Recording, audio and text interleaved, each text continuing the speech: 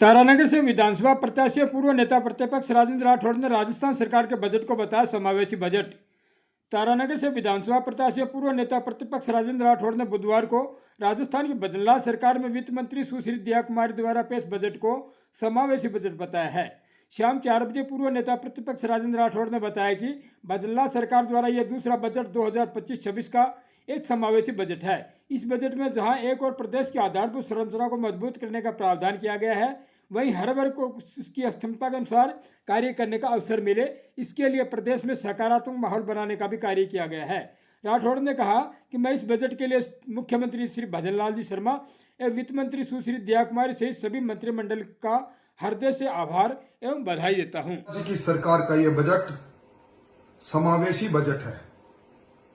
इस बजट के अंदर जहां एक और राजस्थान की आधारभूत संरचनाओं को मजबूत करने का प्रावधान किया गया है, वहीं हर वर्ग को राजस्थान के अंदर उसकी क्षमता के अनुसार काम करने का अवसर मिले, इस प्रकार का वातावरण बनाया गया है। आज दुनिया जिससे चिंतित है, हमारा बिगड़ता पर्यावरण, हमारी धरती की कम होती उर्वरा शक्ति, केमिकल का उपयोग, प्लास्टिक का उपयोग, इन सबको समावेश करते हुए देश में पहली बार भजनलाल जी की सरकार ने ग्रीन बजट प्रस्तुत किया है। उसमें 27,000 करोड़ से ज्यादा का प्रावधान किया है।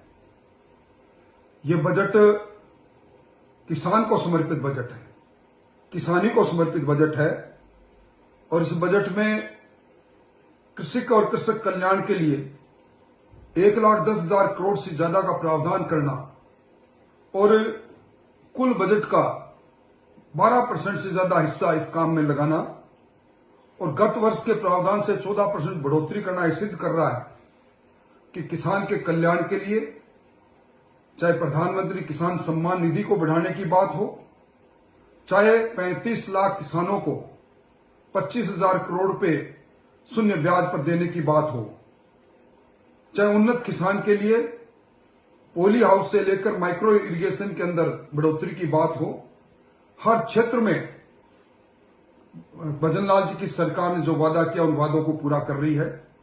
राम सेतु परियोजना अब धरती पर उतर नहीं रही, तेजी से चल रही है। ये 17 जिलों की जीवन रेखा की ये योजना भाग्य बदल देगी, क्योंकि इस बार भी इस योजना के अंदर लगभग 10,000 करोड़ का प्रावधान किया गया है। सबसे बड़ी बात है पूंजीगत व्यय, जिससे राजस्थान की आधारभूत संरचनाएं मजबूत होती है। उसमें 40% की बढ़ोतरी निश्चित तौर पर विकसित राजस्थान की आधारशिला को रखती है। राजस्थान की खुशहाली का प्रतीक राजस्थान की जीएसडीपी और उसमें 16% की बढ़ोतरी, और उसका आंकलन भी 15वां वित्त आयोग की उस गणना के अनुसार हुआ है। मैं समझता हूं कि ये सब संकेत राजस्थान के उस इकोनॉमी की ओर जो $350 बिलियन की होगी, उस ओर बढ़ते कदम है। मुख्यमंत्री मुफ्त बिजली योजना के अंदर 150 यूनिट, और वो भी प्रधानमंत्री सूर्य योजना के साथ जोड़कर टीएसपी क्षेत्र के अंदर बड़ा प्रावधान। और राजस्थान में नौजवानों को, जहां 1.5 लाख नौजवानों को निजी क्षेत्र के अंदर और 1,25,000 नौजवानों को सरकारी क्षेत्र में नौकरी देने का प्रावधान, विश्वकर्मा युवा प्रोत्साहन योजना का बनाना, और पहली बार लोक विश्वास अधिनियम, जनता को विश्वास कैसे हो, राजस्थान सुरक्षा नागरिक अधिनियम और अन्य इस प्रकार की योजनागत नीतियां बनाई है। और लखपति दीदी, सोलर दीदी, अनेकों प्रावधान, मिड डे मील के अंदर बच्चों को 5 दिन दूध और अन्य योजना का समावेश इस बात को सिद्ध कर रहा है कि अब राजस्थान हर क्षेत्र में आगे बढ़ रहा है। राजस्थान के सड़क तंत्र को मजबूत करने के साथ साथ हमारी अरावली, पहली बार अरावली को सुंदर बनाने के लिए ग्रीन अरावली की पर्वत रेखा हो, इसके लिए प्रावधान किया गया है। ये राजस्थान में पहली बार रोजगार नीति का होना, ट्रेड पॉलिसी का बनना इस बात को सिद्ध कर रहा है कि अब नीतिगत निर्णयों के अनुसार राजस्थान लगातार आगे बढ़ेगा।